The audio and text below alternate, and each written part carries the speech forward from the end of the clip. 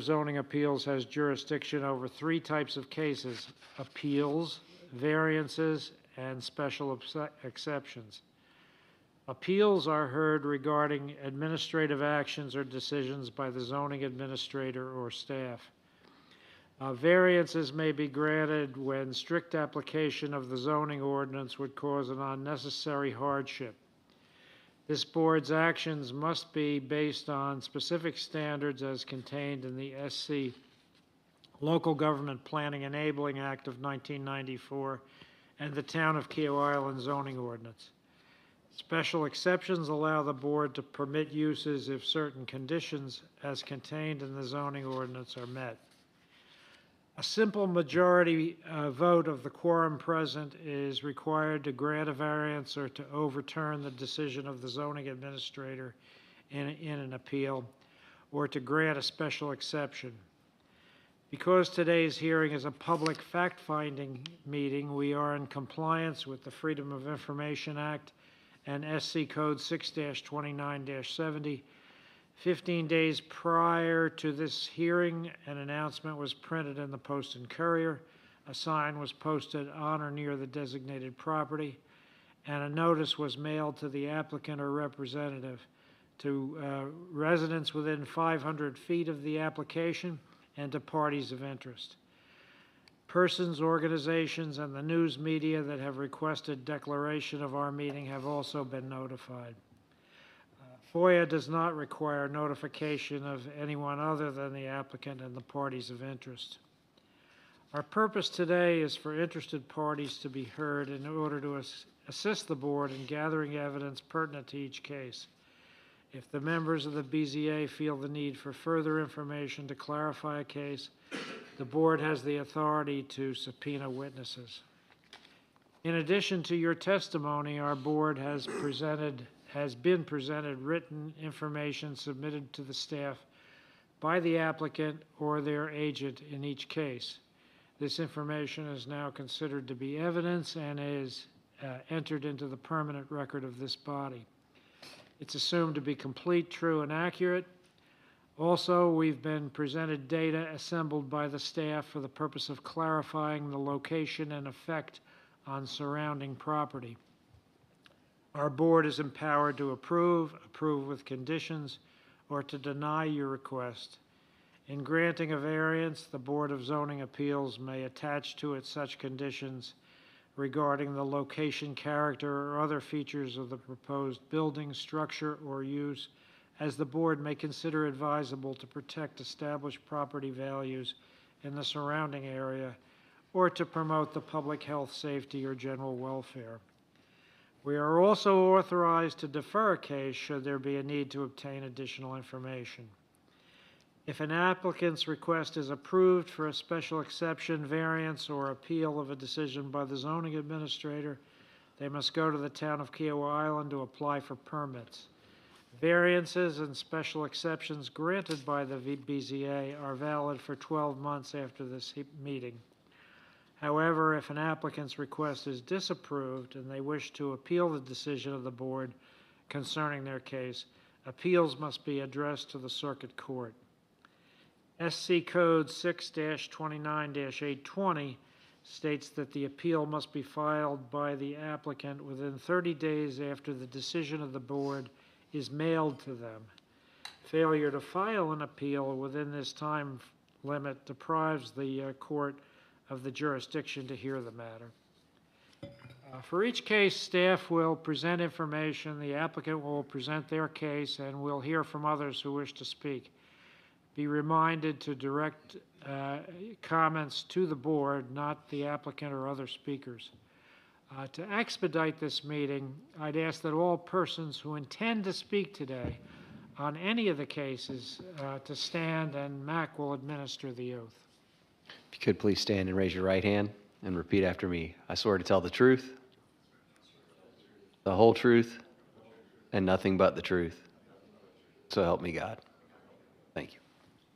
Thanks, everyone. Thank you, Mac. I'll now call case BZA 25-000015 at 51 Eugenia Avenue. First, we'll hear from staff, then the applicant, then others if any.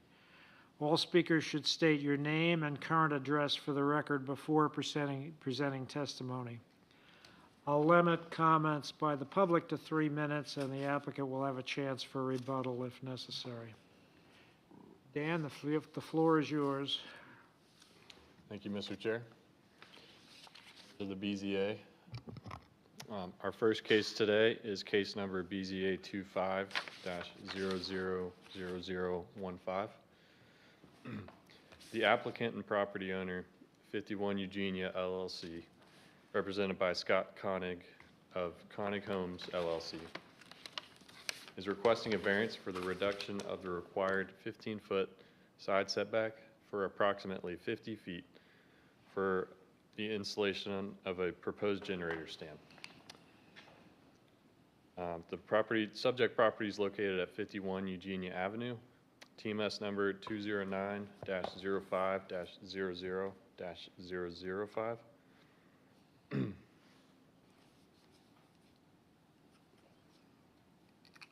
The required setbacks for the subject property are a 25-foot front setback, a 15-foot side setback, and the rear setback is determined by the adjacent lots. The maximum lot coverage allowed is 33%, and the subject property is not subject to review by the Kiawah Island Architectural Review Board. A zoning aerial view of the subject property.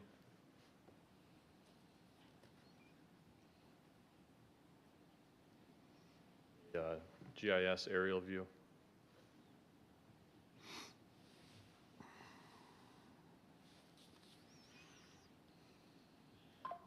According to Charleston County records, the home was acquired by the property owner in 2011. The subject property is currently under construction.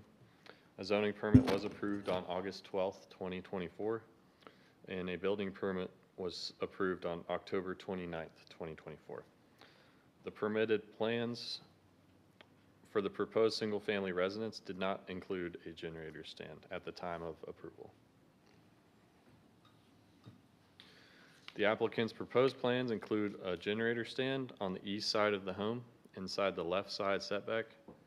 The proposed generator stand extends approximately 4 feet 8.5 inches into the required 15-foot side setback, and the distance from that proposed generator stand to the property line is about 10 feet and 3.5 inches.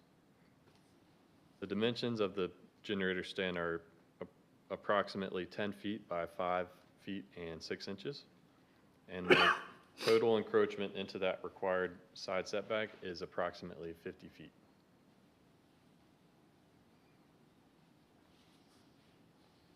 The applicant has provided 3 letters of support from adjacent neighbors from 49 Eugenia, 52 Eugenia, and 53 Eugenia.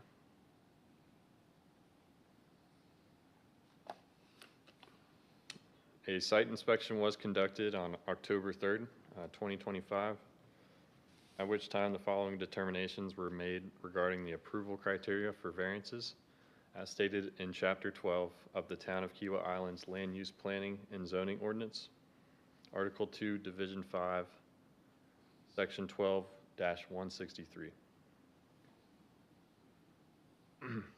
The BZA may grant a variance only if exceptional circumstances exist, and where practically difficult and unnecessary hardship is so substantial, serious, and compelling that relaxation of the general restrictions ought to be granted. No variance shall be granted unless the applicant shall show and the BZA shall find that all criteria have been met.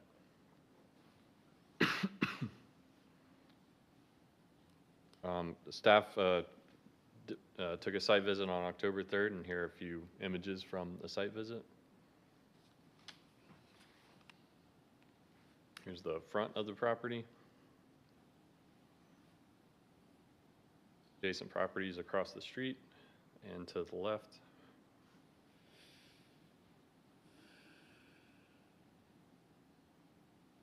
Properties on the right side. The rear.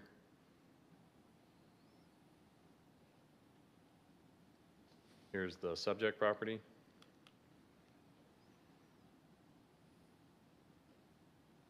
The applicant has provided a mock build out of that generator stand. That is not indeed the actual generator stand. It's just what it would look like and the location of where it would be.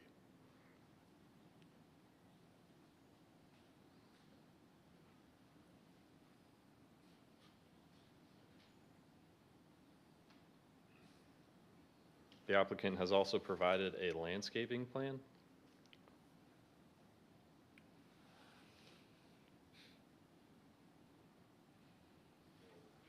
Move on to the approval criteria. Criteria A, there are extraordinary and exceptional conditions pertaining to the particular piece of property.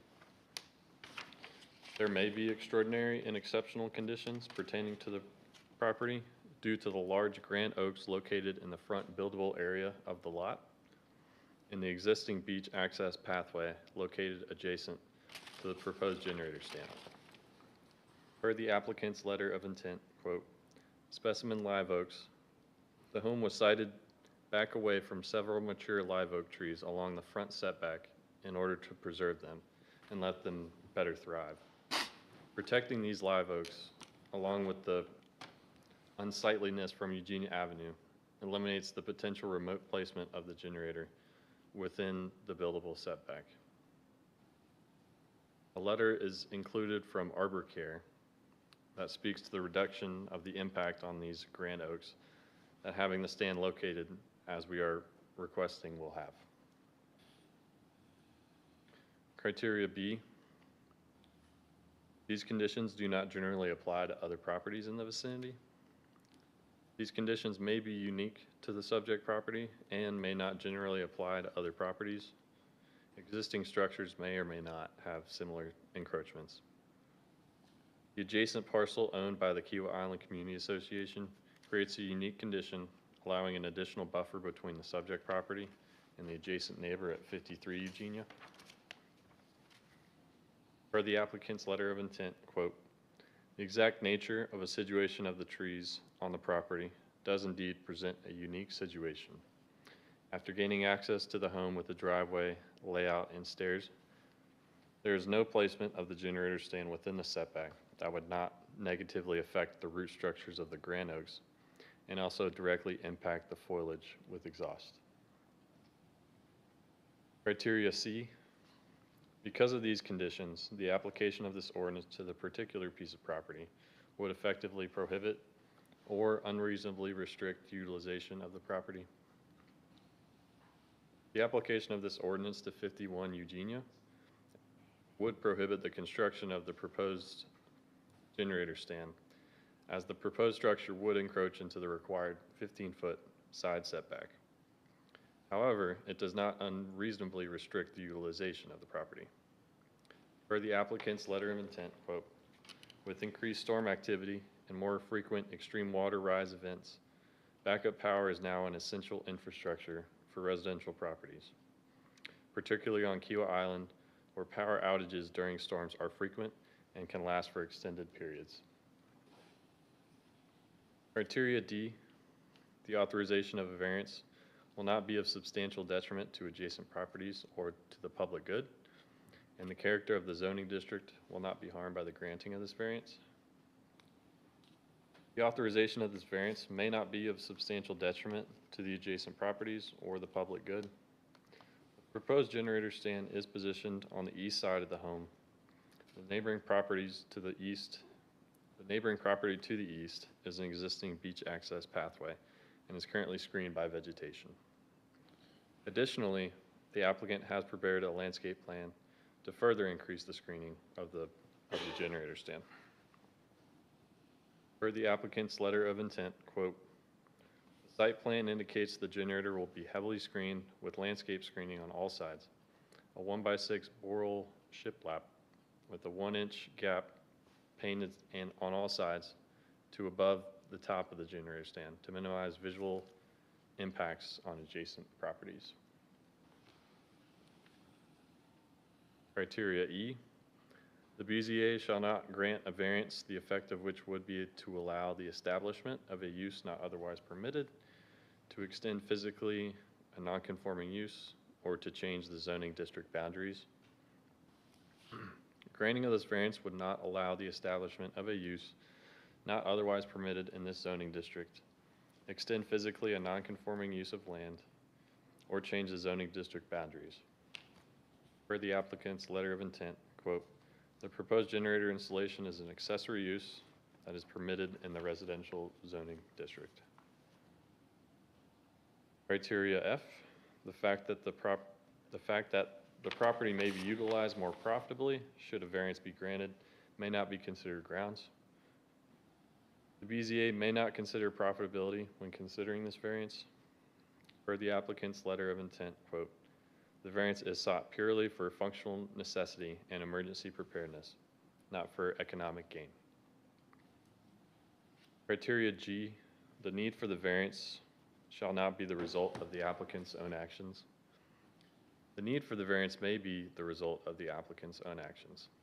Per the applicant's letter of intent, quote, "All limiting factors on the property, grand oaks, mature vegetation, topography, existing infrastructure, existed prior to this application." Criteria H, granting the variance will not be contrary to the public or neighborhood interest, nor will not adversely affect other properties in the vicinity, nor interfere with the harmony, spirit, intent, and purposes of these regulations. Variance, if granted, may not be contrary to the public or neighborhood interest, nor adversely affect other properties in the vicinity. The proposed generator stand is located on the left side of the residence, adjacent to an existing screened beach access pathway. The applicant has also provided a landscape plan to further enhance the visual screening from neighbors. Per the applicant's letter of intent, quote, "With proper screening as shown on the site plan, the generator will have a minimal impact on neighboring properties. Our goal is to make a generator impossible to see from any neighboring home and difficult, if not impossible, to see even from the boardwalk." And criteria I, granting of the variance does not substantially conflict with the comprehensive plan or the purposes of this ordinance. Granting of the variance may not be substantial conflict of the comprehensive plan or the purposes of this ordinance.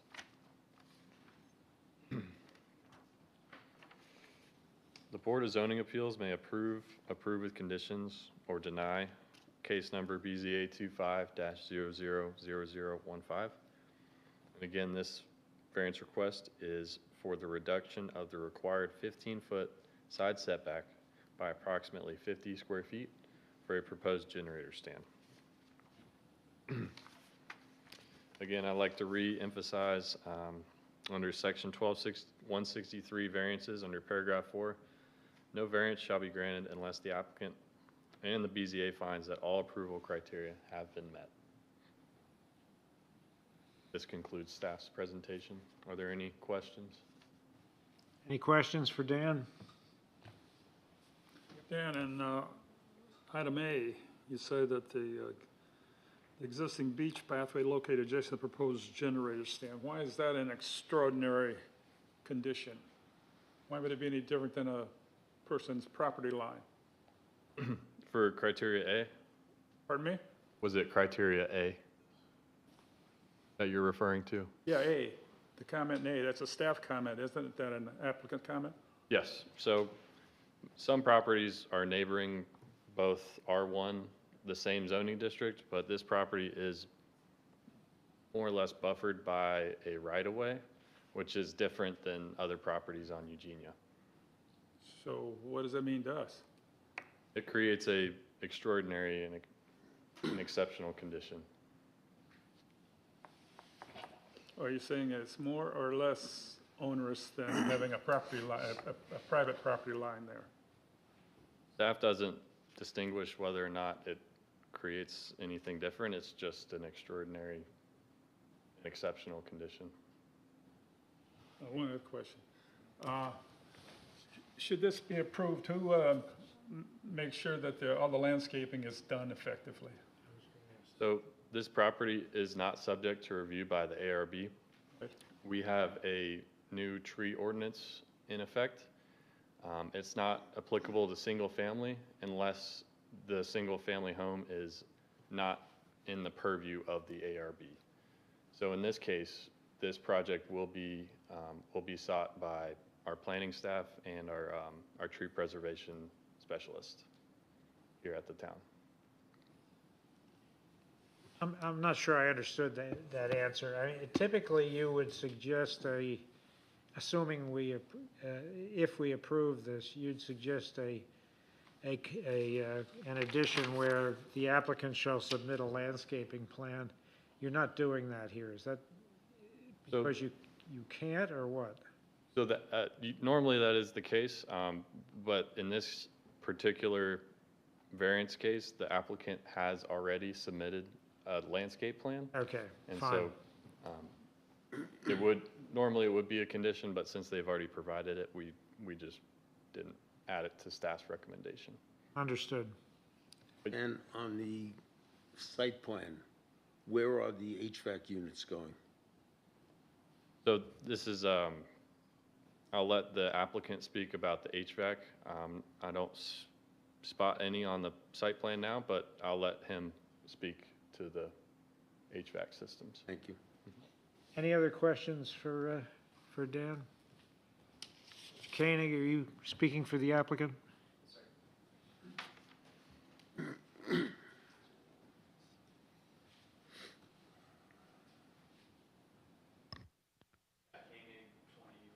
Six Terrebrook, Charleston. And thank you, Mr. Chair. Thank you, members of the BZA. Yep, so I think you're probably going to be best served, Mr. Harrigan, the owner of the property, is here, and I'm really submitting on behalf of he and his wife, who I'm building for. But I thought maybe I could add a few things that would be helpful before Mr. Harrigan speaks as well.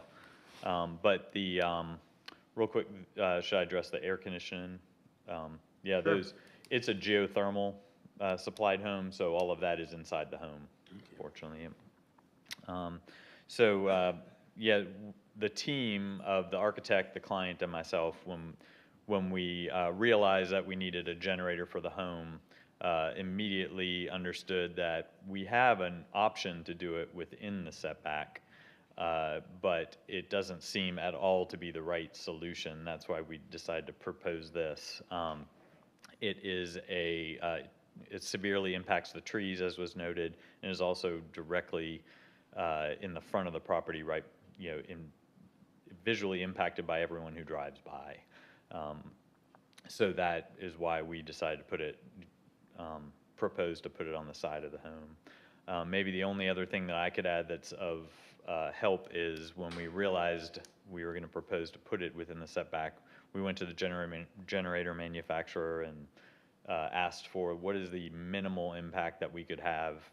We typically would make these stands a lot bigger, but we got them to agree to service the generator at a much smaller size to limit that impact on the side of the home. Other than that, I think you're best served by having Mr. Harrigan speak, but I'm glad to answer any questions. Thank you.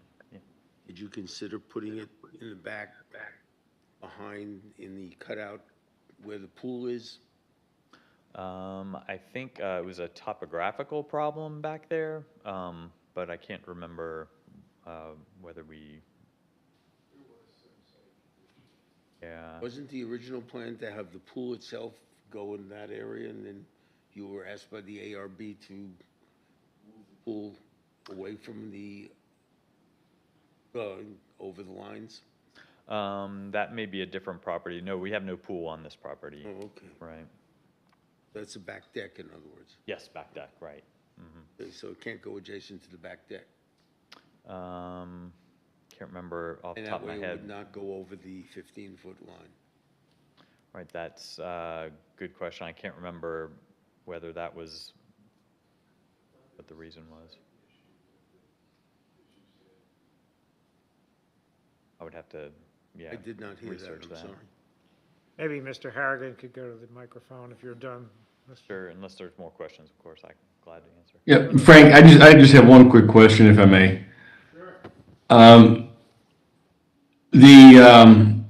The visual impact on the side is eliminated with the screening, but the visual impact on the front cannot be eliminated with the screening. I just want to be sure I understand why that is. Yeah, that's a good point. We certainly would screen it no matter where it was. On the side, though, the interesting thing, there is, I don't know how many of you went to the site, but there's almost a wall of existing screening that's taller than even the generator will be as it is now, that protects you from seeing it from that side property. It just helps a tremendous amount. And I think with very little screening, honestly, it'll be able to be completely invisible. Question. Yeah, you mentioned the environmental impact. Can you tell me what, in coming up with this statement with regard to its impact on the foliage with the exhaust, can you tell me how many hours a year you anticipate this unit to run? They exercise automatically. I think it's 20 to 30 minutes every week. So that's 20 to 26 hours, right? But then, of course, in an outage would be the unpredictable part. If there is an outage, it would be running.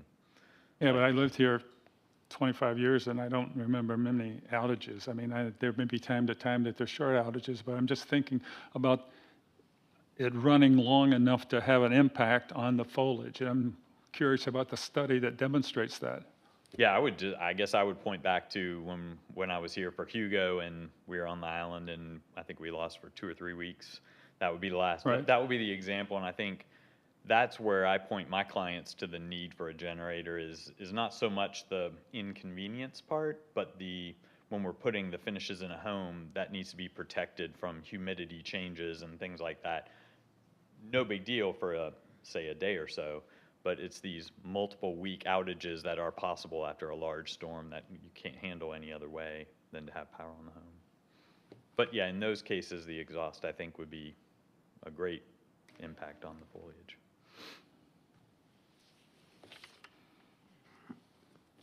Other questions for Mr. Koenig? Thanks. Mr. Halligan, did you want to add anything?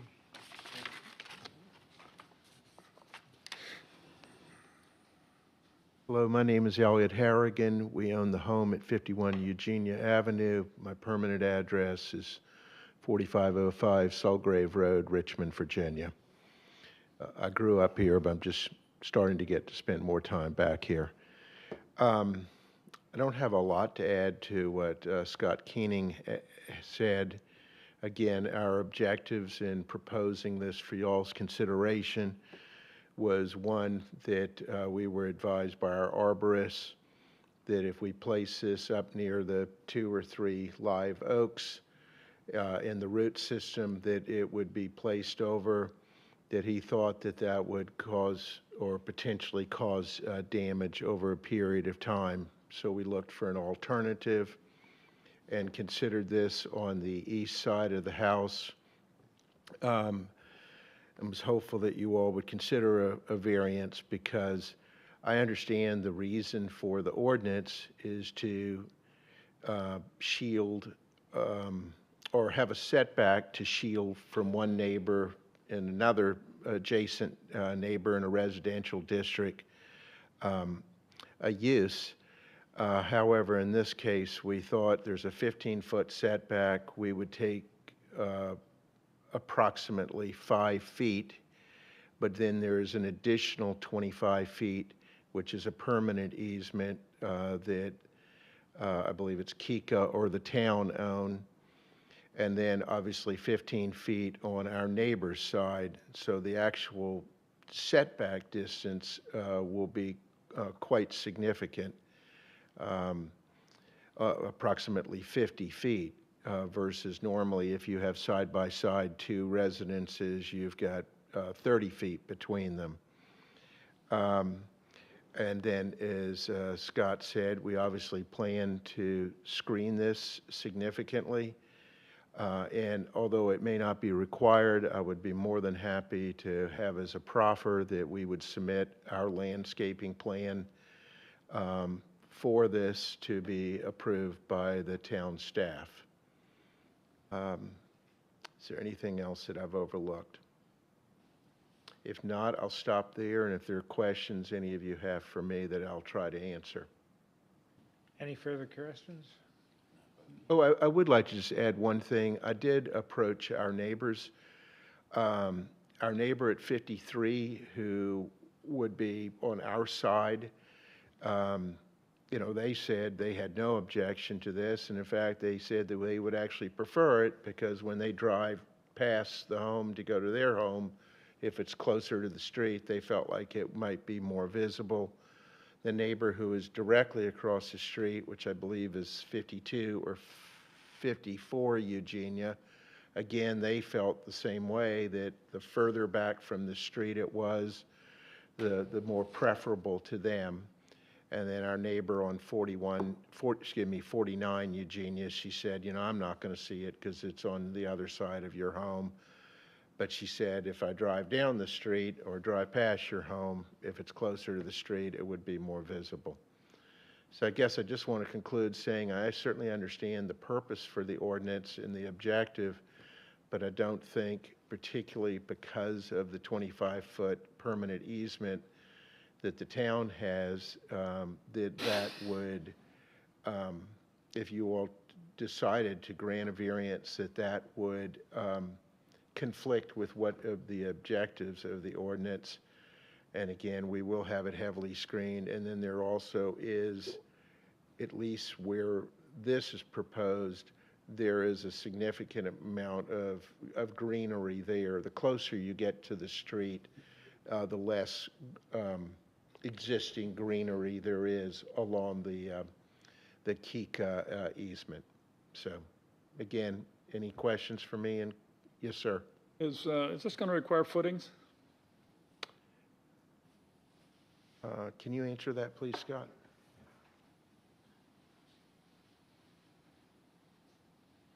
I think typically what we see is like a, you picture a sonotube, just almost like a 2-foot diameter concrete hole that's dug, and you stick the post in the hole. That would be what I would expect the engineer to give us if we were How far approved. down? I'm sorry? How far down? I typically see them maybe 2 feet down in the ground, like 2 feet wide. Is But- that what injures the roots? That would be what would injure the roots of this, I would imagine. I don't want to speak for the arborist, but I would think that would be. Well, that's what that it would be. says in here, that the roots would be. I just wondered how that could be if it sits on top of the ground. Will be in the ground, but Yeah, right. that's why I asked, is that what injures the roots? I would think so, yes, sir. Anything else? All right, thank you, gentlemen. Any further discussion? Still don't see why it could not be moved to the back and in the recess near the back patio, but I really don't have any objections because of the additional easement out there, space. So I don't see a problem with it in that sense overall, as long as the screening is proper with the landscaping plan. Would you care to move that? Approve, I'll second it. as long as the landscaping plan is approved and Okay. provided With the to. condition of the landscaping plan. Any further discussion? Okay, I'll call the vote. Phil? Yes. Larry? Yes. Frank? Yes? Yes. Morris? Yes. Yeah, yes. Yes. Okay, it's unanimous. The motion to approve the variance is approved. And because of the substantial right-of-way at the left side of the house, which screens the generator, and the landscaping that's there currently and will be added. So, thank you all. All right, I will now call case BZA 25000016 at 82 River Marsh Lane. And we'll follow the same procedure. Dan, again, you're up. Thank you, Mr. Chair.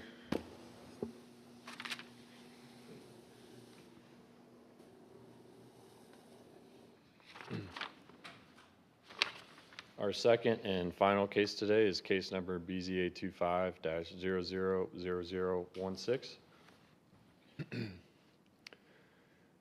The applicant and property owner of 82 River Marsh Lane, Craig Rowitz, is requesting a variance for the reduction of the required 15-foot side setback for approximately 342 square feet for a proposed single-family residence.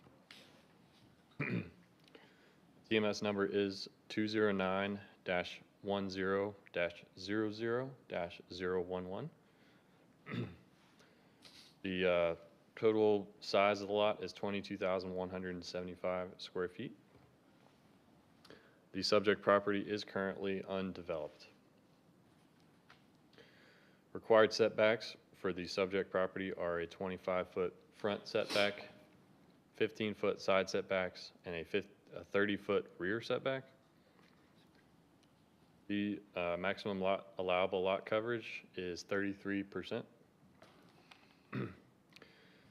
The subject property is subject to review by the Kiawah Island Architectural Review Board.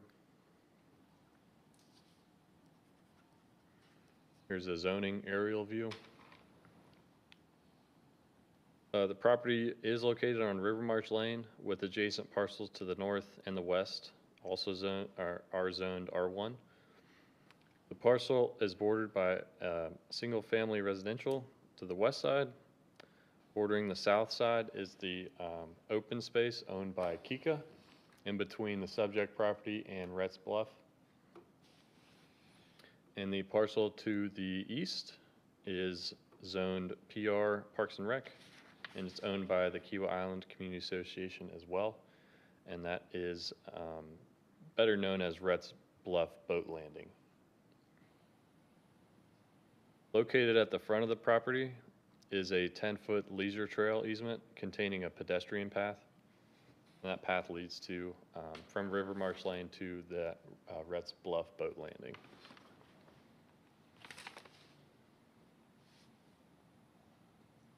The GIS aerial view.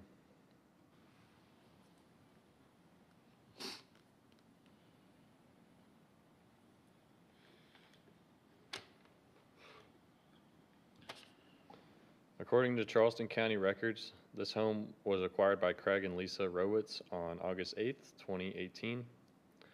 The subject property is currently undeveloped. Applicant's proposed plans include a new single-family residence. The submitted plans show an encroachment into the required 15-foot side setback. Specifically, the proposed structure extends approximately 11 feet, 5.5 inches into that required 15-foot side setback, placing it approximately 3 feet, 6.5 inches away from the property line. The total area of encroachment within the required side setbacks is a total of 342 square feet. And here on the slide in front of you, it shows a detailed site plan of the proposed residence, and that area in red and dashed shaded is the encroachment area. So that property to the north is Rhett's Bluff Boat Landing, and that pedestrian easement is located on the left side of this slide. Total proposed lot coverage is 30.62%. Subject property also includes a 61-inch live oak located in the front buildable area of the property, and a cluster consisting of a 32-inch live oak and a 26-inch live oak in the rear buildable area of the property.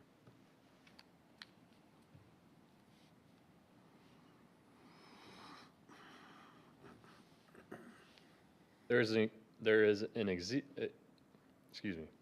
there's an existing easement located on Rest Bluff Boat Landing, TMS number 209-11-00-040, granting the owner of the subject property at 82 River Marsh Lane rights to encumber Kika's Rest Bluff Landing property on only with respect to a 15-foot wide strip along the border of Rest Bluff Landing property within the adjoining property of 82 River Marsh.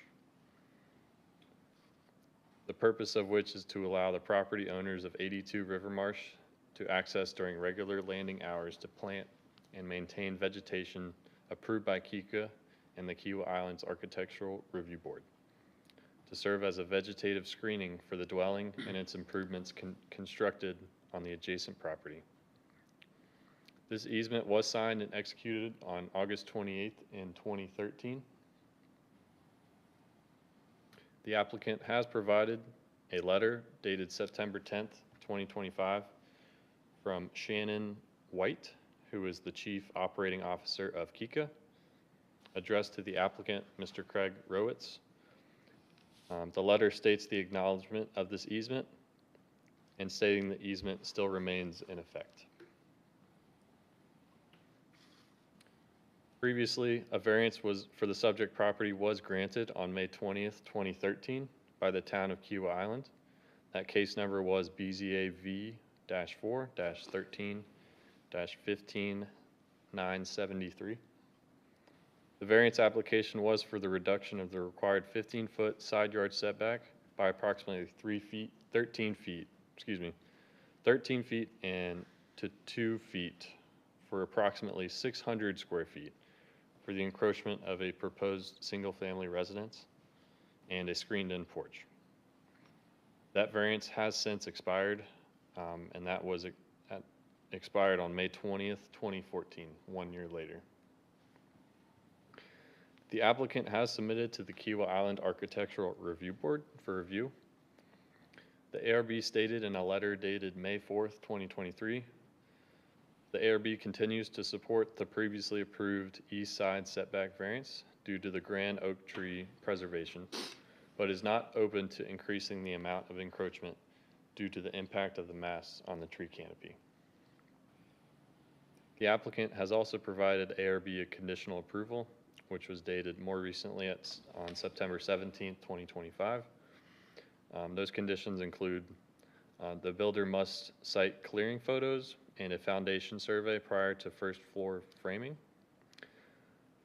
They must provide a final landscape plan submittal due 60 days prior to the completion of the project. A sample board must be erected to show the proposed colors, and the builder must submit an as-built survey, landscape certification form, Kika encroachment inspection letter, and color photos of all elevations.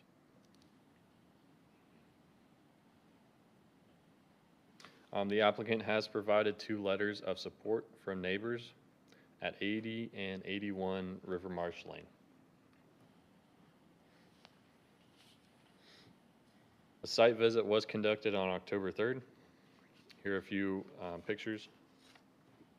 The front of the subject property. It was undeveloped, so staff didn't go too deep into the subject property, just to the encroachment area. Our adjacent properties across the street.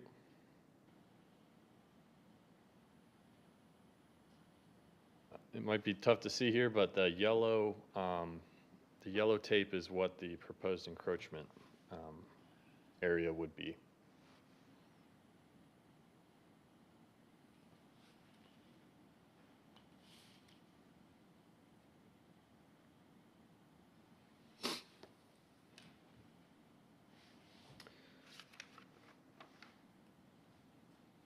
The BZA may grant a variance only if exceptional circumstances exist and where practical difficulty or unnecessary hardship is so substantial, serious, and compelling that relaxation of the general restrictions ought to be granted. No variance shall be granted unless the applicant shall show and the BZA shall find that all approval criteria have been met. Criteria A, there are extraordinary and exceptional conditions pertaining to the piece of property. There may be extraordinary and exceptional conditions pertaining to the property due to the large clusters of live oaks located in the buildable area, specifically at the front of the property and towards the rear. A 61-inch live oak is located at the front portion of the buildable area. Additionally, a 26 and a 31-inch live oak is located at the rear portion of the subject property. Per the applicant's letter of intent, quote, there are multiple live oak trees within the buildable area and near the center of the property that significantly limit the footprint of a home without removal of the most publicly visible clusters either at the rear, Retz Bluff Road sightline, or the front, which is River Marsh Lane. The front and rear of the property are uniquely visible from two streets and adjacent to recreational paths. Additionally, the side setback encroachment request is on the property line with Retz Bluff Boat Launch and Recreational Area, the only such property on the island. Criteria B, these conditions do not generally apply to other properties in the vicinity. These conditions may be unique to the subject property and may not generally apply to other properties in the vicinity. Property is located in the R1 residential zoning district. However, adjacent properties are located within the PR Parks and Recreational zoning district. Retz Bluff Boat Landing is located to the east of the subject property. There's also a 10-foot trail easement located at the front of the property. Adjacent properties along River Marsh Lane are also located in the R1 residential zoning district.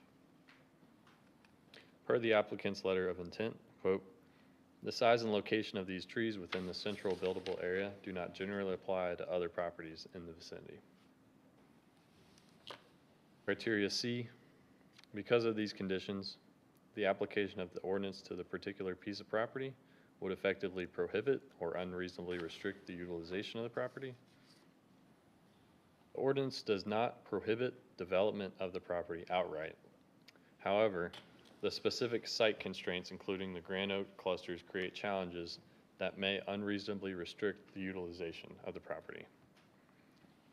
Per the applicant's letter of intent, quote, the presence, size, and location of the large live oak trees within the central buildable area restricts the potential home location on the lot, and the size of the home needed to maintain the high standard and character of Retz Bluff neighborhood. Criteria D, the authorization of a variance will not be of substantial detriment to adjacent properties or the public good, and the character of the zoning district will not be harmed by the granting of the variance. The authorization of this variance may not be of substantial detriment to adjacent properties or the public good. The applicant has provided letters of the confirmation and acknowledgement of the easement located on the adjacent property at Retz Bluff Boat Landing. Criteria E, the BZA shall not grant a variance, the effect of which would be to allow the establishment of a use not otherwise permitted in a zoning district, to extend physically a non-conforming use of land, or to change the zoning district boundaries. Granting of the variance will not allow the establishment of a use not otherwise permitted in this zoning district, extend physically a non-conforming use of land, or change the zoning district boundaries. Per the applicant's letter of intent, quote, we are not requesting a use for the property that is different than those permitted. We are building a single-family residence. Criteria F, the fact that the property may be utilized more profitably, should a variance be granted, may not be considered grounds for a variance. BZA may not consider profitability when considering this variance request. Per the applicant's letter of intent, quote, we have been designing for 2.5 years, have our builder under contract, and we are on schedule to proceed immediately upon BZA approval. Criteria G, The need for the variance shall not be the result of the applicant's own actions. The need for the variance may be the result of the applicant's own actions, as the current property is undeveloped. Per Charleston County records, the property was acquired by Craig and Lisa Rowitz on August 8th, 2018. However, the subject property contains several mature trees which traverse the building envelope. Per the applicant's letter of intent, quote, "The parcel has never been developed and the need for the easement and variance to preserve the oak trees was a known challenge from the initiation of the project." Criteria H, granting of the variance will not be contrary to the public or neighborhood interests, nor will not adversely affect other properties in the vicinity, nor interfere with the harmony, spirit, or intent and purposes of these regulations. Granting of this variance may not be contrary to the public or neighborhood interest, may not adversely affect other properties in the vicinity, nor interfere with the harmony, spirit, intent, and purposes of these regulations.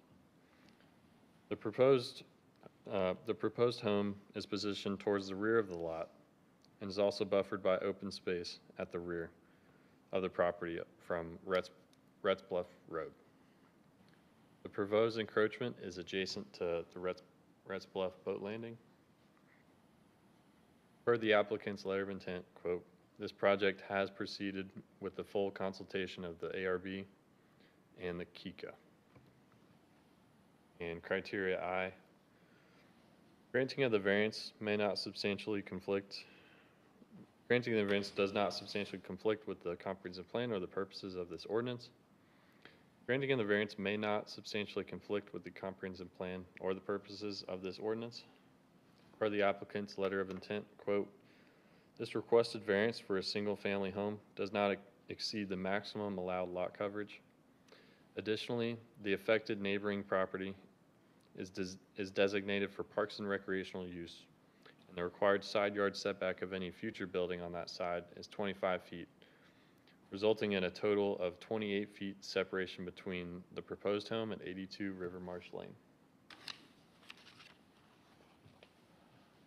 The Board of Zoning Appeals may approve with conditions or deny case number BZA 25-000016, located at 82 River Marsh Lane.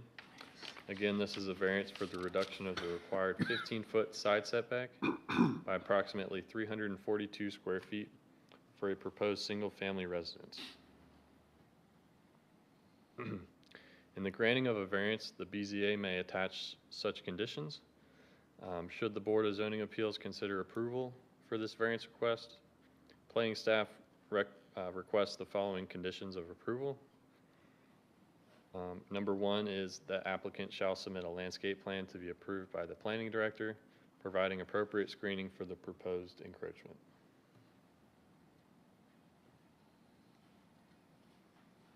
This concludes staff's presentation. I'm happy to answer any questions. Yes. Jay? You noted that 80 and 81 River Marsh had no objection. What about, 41 and 42 across the street? Any communication from them? The town hasn't received any communication between us and them. If the applicant would like to come up and talk more, I'm sure they'd be happy to. I'll ask the applicant then. Ben? Yes, why is the 2013 variance approval included in this information? When our understanding is that prior decisions of this board has no relevance on current ones. It's a part of the case history of the property. We just like to let the board know of everything that's gone on with the property. Why? It has no bearing. It may not have any bearing, and it has expired, but it has happened, and since it's a part of that case history, staff has to include it. You didn't include any flooding that took place in that area, did you, in the write-up? I'm just saying, I think that it says something louder than what really exists. If we're not to consider it, you're telling us it's already been considered and approved, and I think that's wrong for you to put that before the board. It's not a vote, and it's not a decision for us to consider.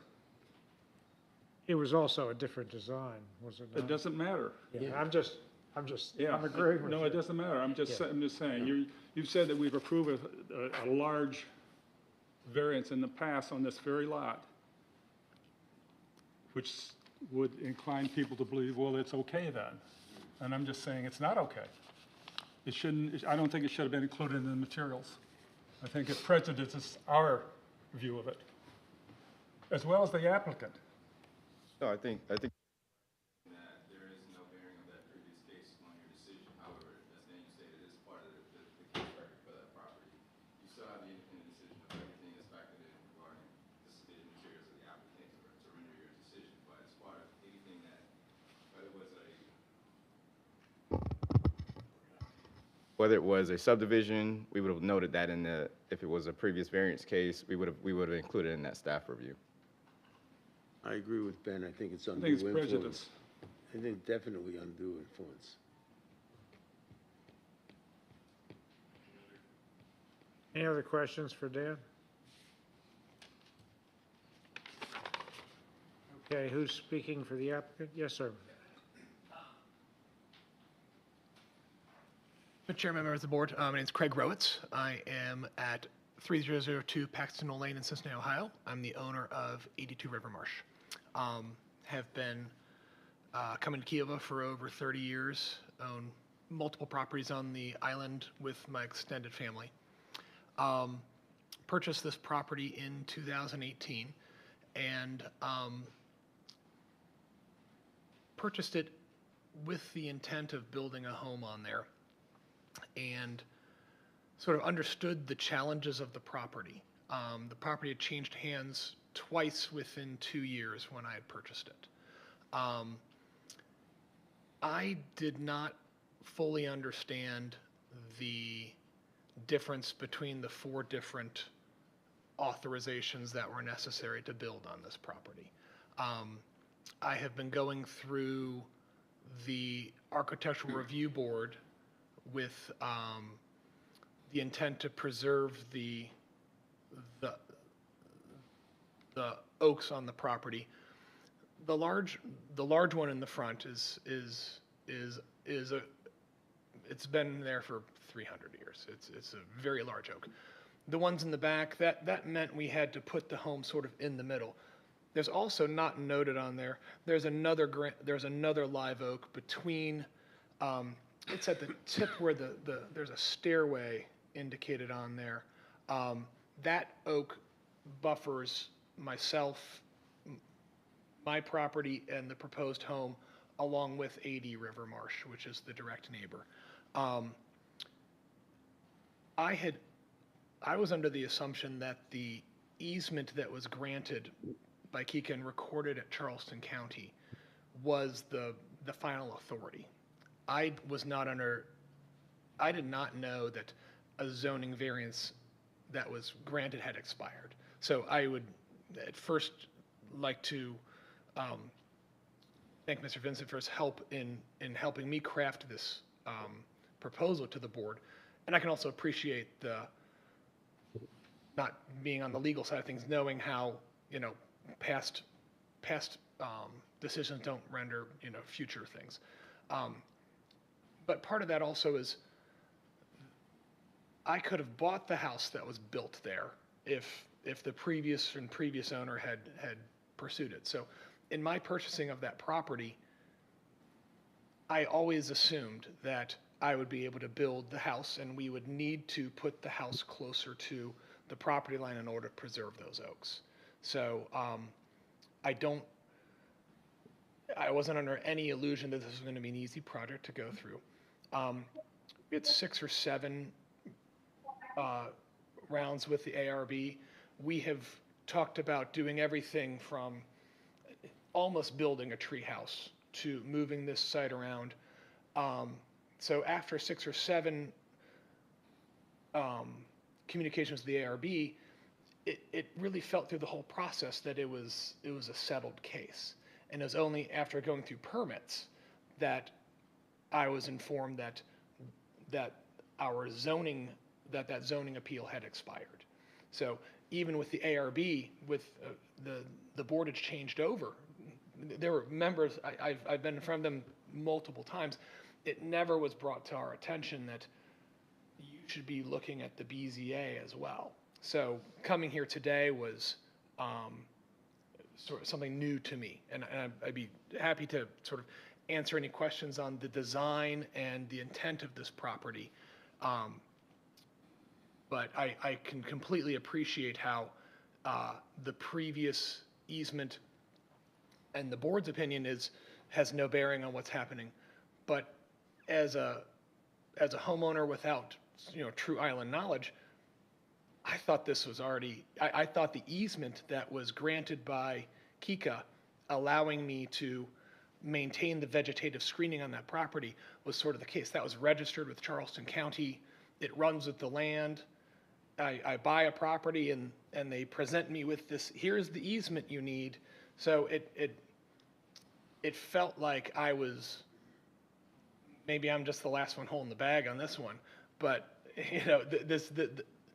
probably the property had changed hands twice because it was really hard to build a house here. And now I'm the one that has really put the effort into making this happen. And my statement in there is my statement in that we're ready to go is that we have done a lot of energy to make sure that we're preserving the character of that neighborhood with the home that we're building there. And we would hope that the conditions that were previously at play when that easement was granted would still be at play for a smaller encroachment. We're requesting an encroachment of half the size and not as close to the border, with full knowledge of the fact that this property is seen both from the back and from the front. So those sight lines are very important. The ARB is very concerned about maintaining the oaks in that neighborhood. And I don't know what direction, but on the Retz Bluff boat side, that is a 25-foot, they're not allowed to build a structure within 25 feet, according to the Parks and Rec zoning setback. So there is nothing currently there, and it's all vegetative. It's probably 30 or 40 feet of vegetation on that left side as you enter Retz Bluff. So I just would like the board to understand that this is something that we've very consciously been going through, and I'm happy to answer any questions related to that. Do you realize that failure to do proper due diligence on the part of your attorney who was working with the purchase, the real estate agent, and yourself is not a basis for a variation? I completely acknowledge that and personally take responsibility for that. And you also, prior to purchasing the lot, knew it had been turned over several times because it was obviously difficult to build on the lot, correct? Correct. So my basic question is, why didn't you simply decide, rather than buy property that you knew you required a variance before you actually started to build, why didn't you just design a house that was smaller and would not encroach? So to that end, the ARB has... No, I'm not talking about the ARB. I'm talking about you. Okay. You decide the size of your house. You talk to a builder. You say, I want a house X amount. He says you're going to have to encroach to get that much space. Why didn't you say, well, rather than create the problem, why don't we just reduce the size of the house? Right. Part of that was what I had, through my work with the architect and the ARB, the ARB had led me to believe that the home needed to be of a certain substantial character and size, otherwise it would not have. You're saying the ARB required you to build a house this size, Not this square footage? Not of the square footage, but the fact that we have gone through the ARB 6 or 7 proposals to them, change this window, do this, move around here, incorporate it, don't put a pool in, put a pool in. It felt, throughout that lengthy process, it never felt that I was doing anything other than following every rule of every entity that I should be putting forward. Again, lack of due diligence. And lack of due diligence. And so to that end, I accept full responsibility for that. You can still reduce the size of the house. You haven't broken ground yet, have you? We have not broken ground yet. Thank you. Ben? So are you saying that during all these 6 or 7 rejects that you got from the ARB, not once did they tell you you also had to get a variance approval? Not once? Not once did they say, your variance has expired. I had no knowledge of that. But should not your attorney have found that before you even purchased the property? I am, Or did you purchase this without an attorney? I did not purchase this through an attorney. We went through a real estate agent through Kiowa, and it, The attorney did not prepare the purchase agreement or anything? so the easement was in place, but, and Brewston Byers did. Easement expired in 14. Easement did not expire, sir. The easement is recorded with the land, and that easement runs with the Okay, the land. encroachment expired. Correct, the encroachment expired. Variation, Yes, yes. the encroachment variance had expired within a year. That is exactly my point, which is because that easement ran with the land, I felt that that was not anything that was even up for discussion because it was recorded at Charleston County, and I felt that I did not know that zoning. Who researched it with Charleston County? You? Yeah, it's on the books. Oh, I know that. Yeah, But- And you saw no need for an attorney on a purchase of this scale? No, well, on this scale, we purchased the property years ago with the intention of when the kids are out of college, we would start putting something there. And because it was recorded, that was part of the closing documents. And we have title insurance, and all of this comes down to where the home is going to be sited. And I was under the understanding that ARB had full authority because they kept telling me they continue to approve, or they continue to support moving the home closer to the line. They kept saying, in layman's terms, they kept saying, we still want you to put it over here. But they never said, better check with the BZA. And I'm not trying to throw anybody under the bus.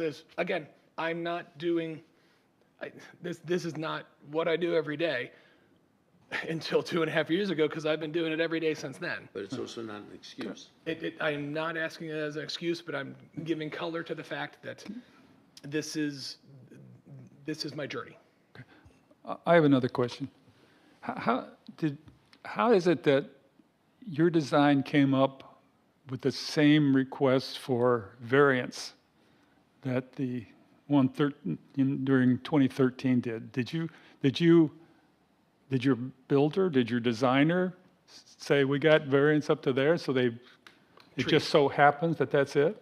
You didn't take another house design that was designed for this lot earlier? That was the six previous rounds with ARB over the last 2 years. 2.5 years now. I was going to send my architect a 2-year anniversary card, and it had already been 2 years and 3 months that we were still doing it. With the 3 clusters of oaks, it came down, we're already cutting down a few. This is a heavily wooded lot, and it came down to, if they would let me cut down a tree, I'm not asking for that. We bought the lot because it's wooded. We bought the lot because of its character. And we've worked hard to preserve that character. It was, basically, I already failed the test because I missed the first question, and then they're making me do the other 99 questions, and I thought I got a 99 on the test.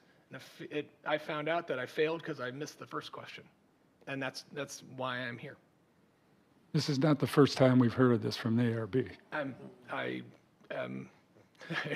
I don't know how to, other than, this is. And I sympathize you do, because it is a confusing group of hurdles you have to go through, because we even get these letters, the ARB say, we have approved this.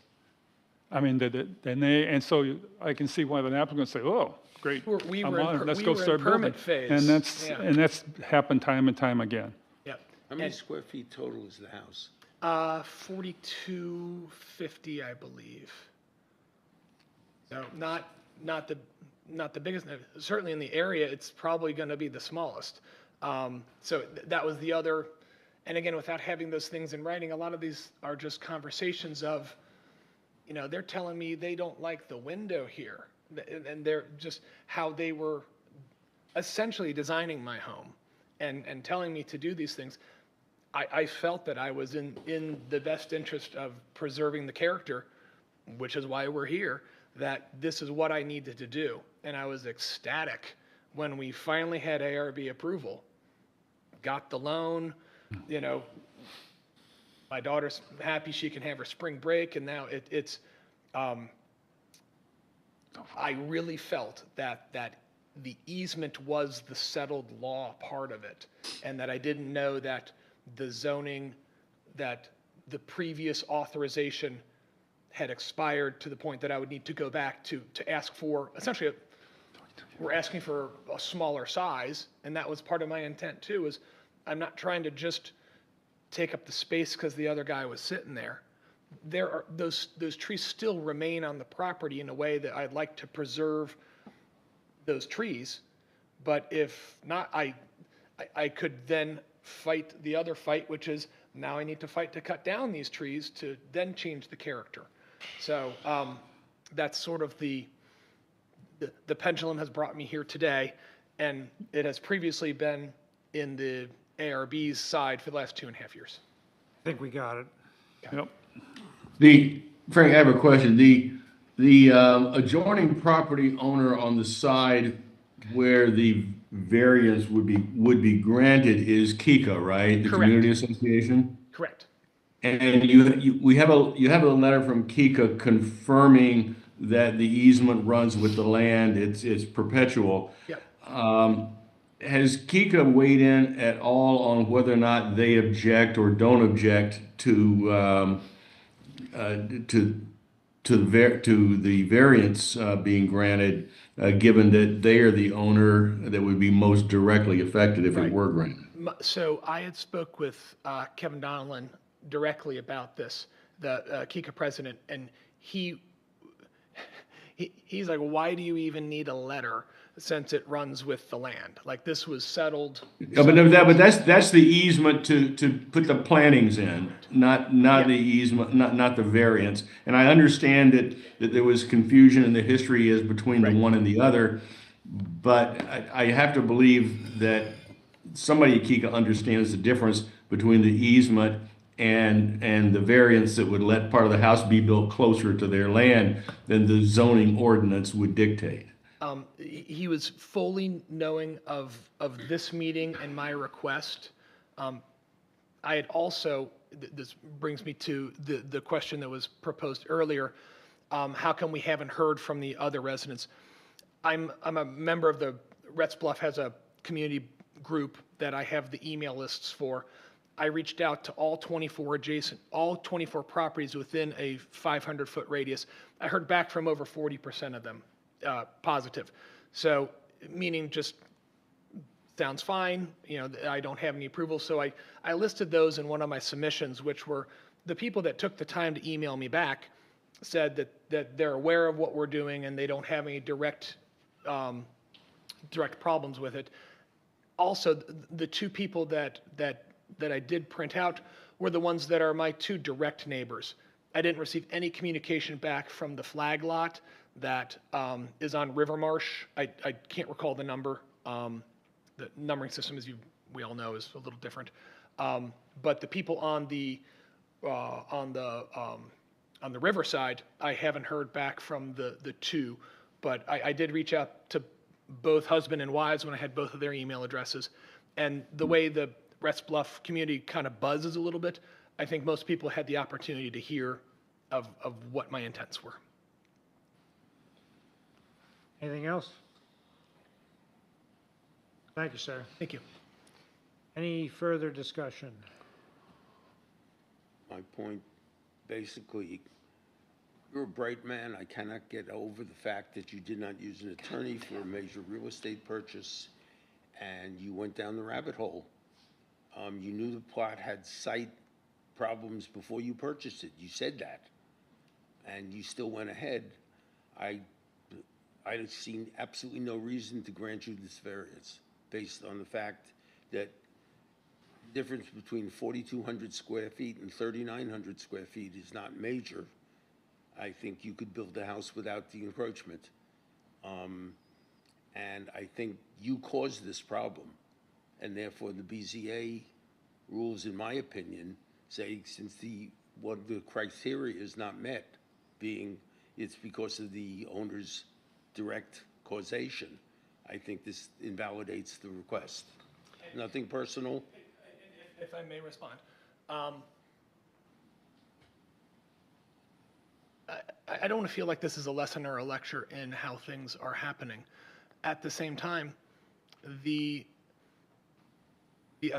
what I thought was the deeming authority was the ARB, who kept telling me to do these things. And had you had an attorney, perhaps it would not have been that thought. An attorney would. So this is not an excuse, I'm sorry. It's not a debatable topic by me. It may be for them, but it's not for me. I appreciate that opinion, and feel that I of my own causing, at the encouragement and authority of another, equally powerful board telling me to do exactly the things down to the minute detail. So I appreciate that. Notwithstanding how we got here, Yeah. and I understand all that. If you look at, No, I just had a I'm comment. sorry. Go ahead, Joe. I just had a comment. I've walked the property and the pathway, and the Retz Bluff it's great what they do on the medians, what they have, the trees they've saved on the roadway. The house next to it, I couldn't even see the house from the road, the one at 81. And the Park and Rec property on the other side, which the encroachment is coming up to, is somewhat unique as well. So there's other things, but I do also see Larry's point about the size of the house. And so, just a comment. the house on, I mean, it seems to me that there are different ways to interpret the phrase "the applicant's own actions" too. I don't think it's as bright and shiny a line as it may be made out to be.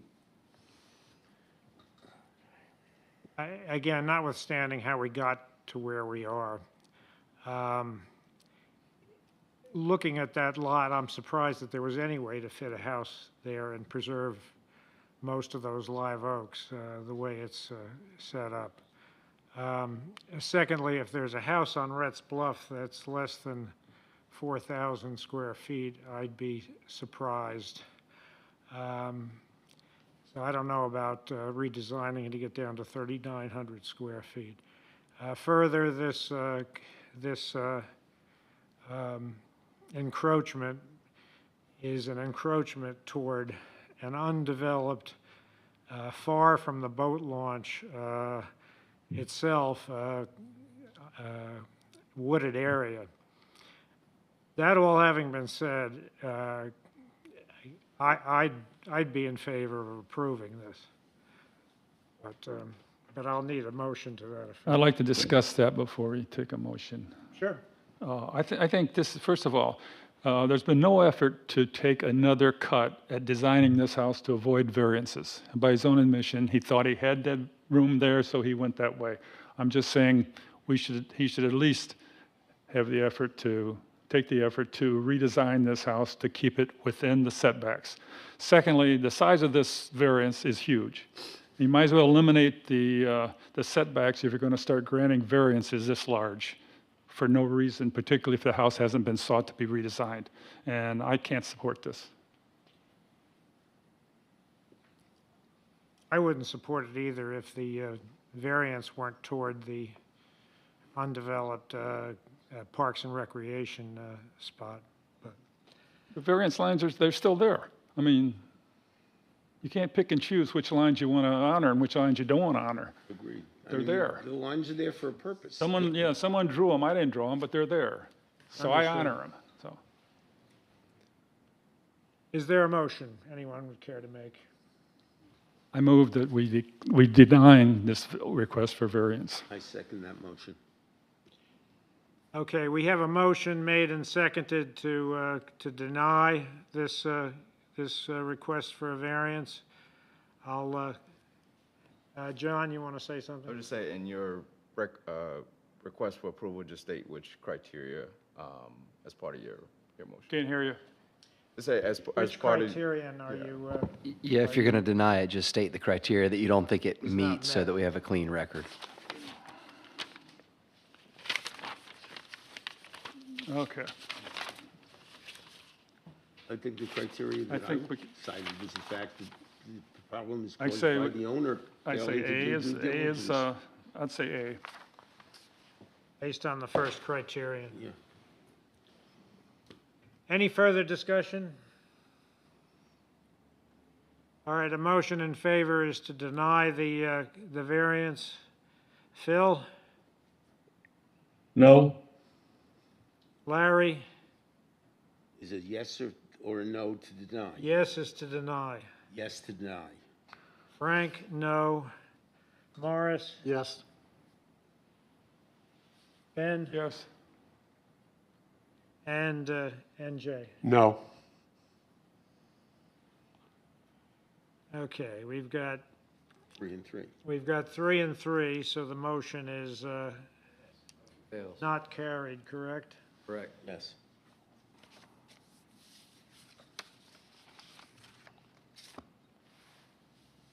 Any, Somebody can make a motion to approve and see if the vote is different. Well, I mean, if, I'll so move. is there, I'll second that motion to approve, again with the proviso that the landscaping plan be submitted. Any further discussion on that one? Okay, Phil? Yes? Larry? No, deny. Frank, yes. Morris? No. Ben? No. And Jay? Yes. Okay, so we're still 3-3. So Variance is denied.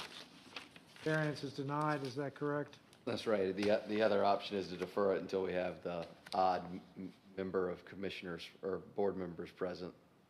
That's typically what. I move that we do that. I'm sorry, what was it? Won't it have to be? Move to defer won't it have to until we be have an odd represented number because of we've already commissioners? passed 2 motions, we voted on them. So continued to next So month? you can't continuance after the motions have been voted on. I don't, You can, but you would have to make a They have to, motion. they have to resubmit, that's all. Yeah, they would have to resubmit. Phil has moved that we defer. I'll second that motion. Any further discussion on that one? yeah, if it's next month, I don't support it because I won't be here next month. So we'll be back to 6. Yeah, well, Well, where's Lynn? Will Lynn be here next month, or? I thought we were just told it has to be resubmitted to the board. It has to be resubmitted, yeah. So this motion is moot, is it not? If he has to Well, we need to The do topic's something already- about where we are today, and that, Don't Today y'all's it's rules denied, say- it's decision is to denied today. defer. Am I not correct? It's denied today. They have to resubmit and request a new variance.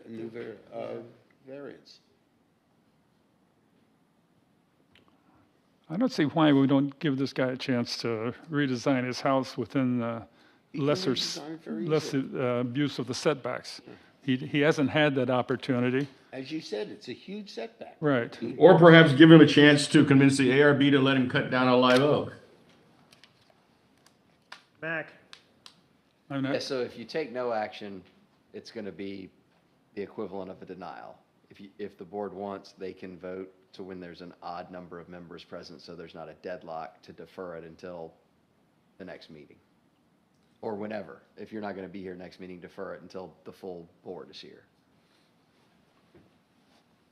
But that, I mean, again, that's up to y'all. But if you don't take any action based on the rules, John, if I'm right, it would be deemed a denial because none of the motions passed. and then he would not be able to come back.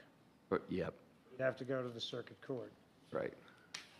So we do need to defer if we're going to do that. If that's what y'all want to do. It's either denial or deferral. Well, there's a motion on I the mean, floor I think we to, should defer it, and, I mean, the full board is 7 people for a reason, I think, and I think we should defer it until we have the full board available to make a decision. Okay, Phil's motion is to defer until we have a full Can I ask a question? And I'm Wait. totally not legal, but I have no legal training, but I'm asking, if we've already made votes, how can you now have another vote on deferral? Just because there's not an odd number of members, so there's a deadlock. So this comes, I'm on In the, other words, our votes are invalid? if you choose to defer it. If you don't choose to defer it, your votes are valid, So in other and the words, request is denied. We can make But another. the motion to defer is very different from the motion to grant or deny. The motion to defer is simply about giving the full board the opportunity to weigh in on it, which And strikes neither of me those as something motions that, passed. This is a that new everybody motion. ought to be behind. Bill has moved to defer until we have the full 7 people in attendance, and I'll second that motion. Is there any further discussion of that? My only question is, does it need to be 7 or does it need to be 5? An odd number? Because 5 is a quorum. Mac, I'm asking you. It's totally up to y'all. I mean, the motion to I- defer could be till the full board's present or till there's an odd number of members present to avoid a deadlock. I think in fairness, it should be till the full board is here. I agree with Frank. Yeah. Okay. You live in Reds Bluff, you could always recuse yourself, in which case it loses. You don't want to do that. I know. I know you don't want to do that, sir. Look, it's a beautiful lot, and you should be able to build. I agree with you 1,000%. It's a gorgeous lot. Anything else, Mac? Or can I take this So, vote? what are we discussing? The other option is there is on one or the other side of the issue, John raised this point, you could make I think the proper procedure under Robert's rules would be to make a motion to reconsider one of the votes that failed because there was a deadlock after, and then when you've on the reconsideration, then you would move to defer. Because I think John's right that it currently and technically is deemed denied because of the deadlock. Either side, anyone here can make a motion to reconsider first, right, John? That gets a second, and on the reconsideration, you make a vote to defer as opposed to approve or deny. So that upon convening the entire board, we would, I don't support what would come deferral. before the board would be the motion to approve or the motion to deny, depending on which it was, right? Correct, but you would just basically be backtracking on one side or the other, whether it was you made the motion to deny or the motion to approve. Because that technically failed, you should make a motion to reconsider first, and then when that's up for reconsideration, if that passes, move for deferral. Okay, Why would we reconsider? It seems to me the logical thing to do would be reconsider the motion to approve, because if we reconsider the motion to deny, and that motion fails, there is still a need to have a further motion to approve, right? Bill, would you care to move that motion to reconsider the approval? I so move. And I'll second that. I know, what's the motion? The motion is to reconsider our previous vote to approve. If that fails, then we'll defer. I believe that's what Mac is advising us. If that fails, you'll what? Yep. You'll what? We'll defer. Yeah, Defer I to- think what that does defer to is say, We'll okay, motion to defer let, until the yeah. full board is present. Well, I don't like that. I don't like that because the full board's not heard this debate. And I think anyone who hasn't heard full the full board will have an debate is at a opportunity to hear. disadvantage. And it may be that the motion to defer gets a deadlock vote too, and then it is a denial. So I think Yeah, but look, I mean, it seems to me that the full board, given the contentious nature of it, the full board ought to consider it. And whether you believe we should grant the variance or don't believe we should grant the variance, it's hard to see an objection to letting the full board weigh in on it. I think the full board could consider every single one that comes before us, but that's not the case. We make decisions without the full board here. As far as I know, But every single one there's that no comes rule that before says us- we have to have a full board to make a decision. We don't I typically have a understand. deadlock, though. But in the. It's not every motion that comes There's no before us that appro- has there's no this degree approval of. the request for So variance. theoretically, the board has ruled. It has made a decision. Am I correct? I'm trying to be fair to this applicant. I understand being fair, but the applicant can solve the whole problem by simply It's, reducing it's this. unfortunate. so it doesn't I go over the sympathize line. with the owner, but that doesn't mean we should yield to the owner because he's been treated unfairly by ARB. And if the full board votes on it and the owner loses his motion, then he's got to deal with that.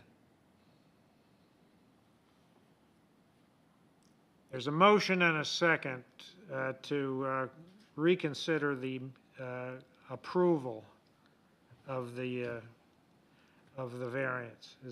Do I have that correct, Mac? Any further discussion on that? Yeah, and what this simply means is we're going to vote again on the motion to approve. That's correct. And That's all it what's is. going to happen if it's the same? And it seems to me that what's going to happen is it's going to come 3-3. Before we vote on the reconsideration, we'll move to defer it to the full board. So And then when the if we deadlock again, you're saying we review it again at a future meeting when the full board is present? We would vote on that. Is that part of? In I'm saying- I'm effect, saying. If it's deadlocked, it's the same thing. if we vote to reconsider it, then before we actually reconsider it, we'll vote to defer the reconsideration until we have the full board, and then we'll vote on the full motion and have as much debate then as people feel we need. Why don't we take a 5-minute recess so that John and I can look at y'all's procedural rules and make sure I give you advice, because I don't want y'all to vote on something and there be a misstep. So give us 5 minutes to look at this issue. Y'all okay with that? Can we vote on that? All right, we're adjourned for 5 Agree minutes. again, it's the same shit. It's no decision. That's good. There's no decision. I don't hear. I'm screwed, but there's nothing you can do. 60 years. I have no I think it's friggin' tough to get idea a full board. what to do. With you I out, make no I'm out, bones. Everything I you did, were out. was there. We still don't have 7 For the people. last 12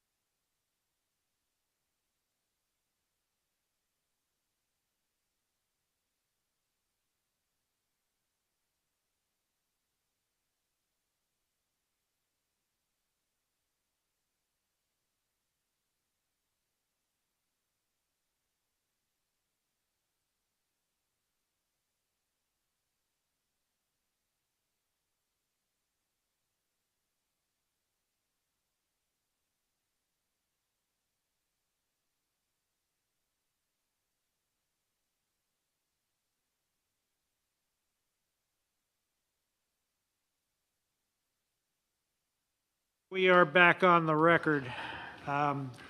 We have reviewed the BZA's bylaws and procedures, and we do not have the ability, except under very limited circumstances that don't apply here, to defer. So because there is no majority vote, the application for a variance is denied. The applicant has the ability both either to appeal this decision to court or to come back with a revised request. And that's where we're at. Okay. Right? Any other so that's business? the end of that case. Thank you, sir.